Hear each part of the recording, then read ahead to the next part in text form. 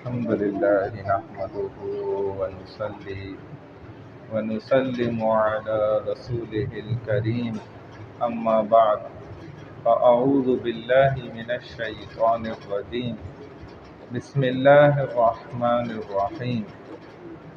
بات چل رہی تھی اخلاص سے متعلق اور وہاں سے بات جڑ گئی اخلاق پر۔ تو اگر کسی انسان کے دل میں اخلاص ہے، ہر عمل ہر عبادت اخلاص کی خاطر کر رہا ہے، تو بس اس کا مطلب ہے کہ اس انسان کے اخلاق بھی بہت بہتر اور بہت جلد بہترین بن جائیں گے، کیونکہ اخلاق کا بھی تعلق اخلاص کے ساتھ ہے۔ انسان کے جسم کے اندر اگر اخلاص اتر جائے گا، اللہ کی حضوری اسے حاصل ہو جائے، اللہ کے واسطے ہر عمل کرے، تو اخلاق میں بھی انسان پھر بہترین بن جائے گا۔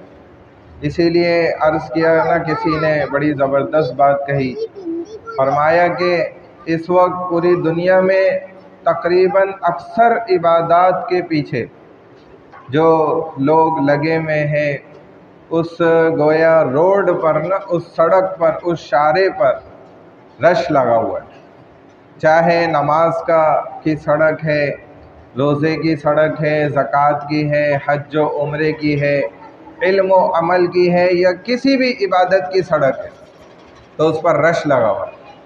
اور انسان کوشش کیا کرتا ہے کہ رش والی راستے سے اعتراض کرے اور خالی اس کو راستہ مل جائے۔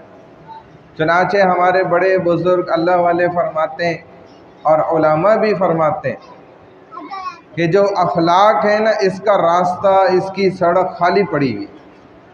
اور اخلاق، ایک صحابی نے رسول اللہ صلی اللہ علیہ وسلم سے پوچھا کہ یا رسول اللہ، میں چاہتا ہوں میرا ایمان کامل ہو جائے، تو آپ صلی اللہ علیہ وسلم نے فرمایا کہ آپ کو اپنے اخلاق اچھے کرنے پڑیں گے۔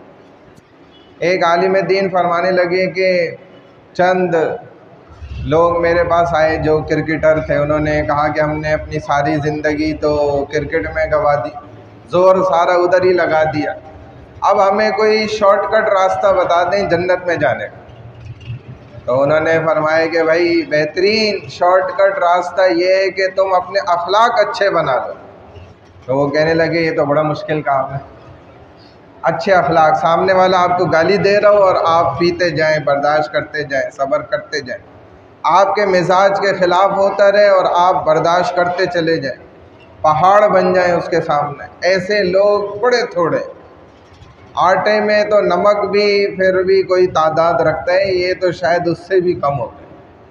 اچھے اخلاق جس کو مل جائے، کیونکہ سب سے بڑی طاقت جو اللہ نے انسان کو دی ہے نا، سب سے بڑی طاقت، وہ آپ کے حساب سے کون سی ہونی چاہیے؟ جو ثابت شدہ ہے، وہ سب سے بڑی طاقت جو آج تک ثابت ہوئی وہ صبر ہے۔ جس نے صبر کر لیا، برداشت کر گیا، اس کو اللہ ایسی طاقت بنا دیتے ہیں کہ بڑے بڑے پہاڑ اس کے سامنے ریزہ ریزہ ہو جائے۔ لیکن جس کو برداشت کرنا اور صبر کرنا یہ آ گیا، اس کے اندر یہ چیز اتر گئی، اسی لیے تو آپ دیکھیں نا، بڑی آسانی سے لوگ بد اخلاقی کا مظاہرہ کر جاتے ہیں، تھوڑا سا کچھ غلط ہوتا ہے اور ایک دم ان کے اخلاق بدل جاتے ہیں۔ آج ایک صاحب کہنے لگے بھائی یہ بظاہر تو اتنے اچھے اخلاق کے نظر آتے ہیں، لیکن جب ان کے کوئی محکوم ہو جائے نا، یہ اس کے حاکم بن جائے، یہ اس کے انچارج بن جائے، یہ اس کے امیر بن جائے، یہ اس کے اوپر آ جائے، تو یہ آنکھیں یہاں سے ادھر ماتھے پہ رکھ لیتے۔ یہی تو ہم سمجھتے ہیں نا ہمارے یہاں کہ بھائی ڈنڈا جو ہے نا مار کے رکھنا ہے بس، اپنے خادموں کو، اپنے سرونٹس کو، اپنے ماتحتوں کو، حالانکہ رسول اللہ صلی اللہ علیہ وسلم نے تو ایسا نہیں کرا۔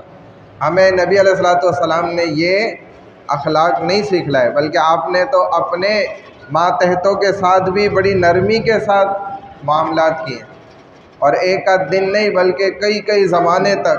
حضرت زید رضی اللہ تعالیٰ عنہ بھی یہی فرماتے ہیں کہ کبھی نبی علیہ السلام نے مجھے یہ نہیں فرمایا کہ زید تم نے یہ کام کیوں کرا، یہ کام کیوں نہیں کیا، یہ اس کام میں دیر کیوں کر دی، کیوں اور کیا اور کب اور یہ سارے سوالات کبھی کیے ہی نہیں مجھ سے رسول اللہ صلی اللہ علیہ وسلم. حالانکہ نبی علیہ السلام کی جو ہے نا ماتحتی میں کتنا زمانے تک یہ صحابی رہے اور کم عمر تھے. بچہ تو واقعی ایسی حرکتیں کرتا ہے کہ آپ بھی ایک دم کہہ دیں کہ بھائی یہ تم نے کیا کر دیا. اور لیکن وہ کہتے اتنے زمانے تک کبھی انہوں نے نبی علیہ السلام نے مجھے ہی نہیں کہا. یہ ہے جس کو قرآن نے کہا انک لعلی خلق عظیم، کہ سب سے اعلیٰ اور بہترین اخلاق والا نمونہ یہ ہمارا رسول نبی ہے، اس کو دیکھو اور اپنے اخلاق اچھے بنو. جب پوچھا گیا کہ نبی علیہ السلام کے اخلاق کیا ہیں تو حضرت عائشہ رضی اللہ تعالیٰ عنہ نے فرمایا کہ آپ نے قرآن نہیں پڑھا، قرآن سارا میرے نبی کے اخلاق. اللہ ہمیں بھی عمل کی توفیق عطا. سبحان اللہ وبحمدہ، سبحانک اللہم وبحمدک، نشہد ان لا الہ الا انت، نستغفرک ونتوب الیک برحمتک یا ارحم.